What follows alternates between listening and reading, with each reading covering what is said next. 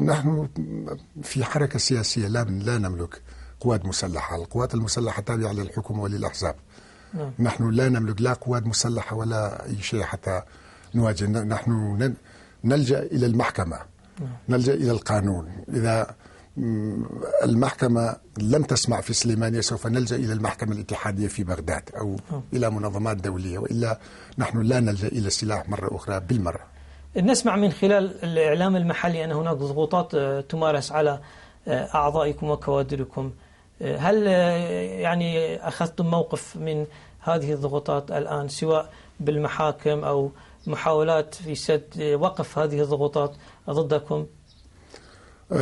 نعتبر هذا خرق لحقوق الإنسان ولحقوق المواطن الكردي، لأن توفير الرواتب وتوفير الخدمات وتوفير الوظيفة وتوفير فرص العمل من واجب الحكومة. عندما تخلق الحكومة هذه الواجبات سوف نلجأ إلى المحكمة، وبالوسائل القانونية سوف ندافع عن أنفسنا وعن رفاقنا. سؤالنا الأخير، كيف هي العلاقة الآن بينك وبين السيد جلال الطلباني، باعتباركم كنتم الشخصين الأول والثاني في الاتحاد الوطني الكردستاني؟ على المستوى الشخصي علاقاتنا طبيعية. السيد نوشيران مصطفى، رئيس قائمة التغيير في كردستان العراق، شكرا لإعطائك لنا هذه الفرصة. مشاهدينا الكرام، شكرا لمتابعتكم، وحتى لقاء آخر.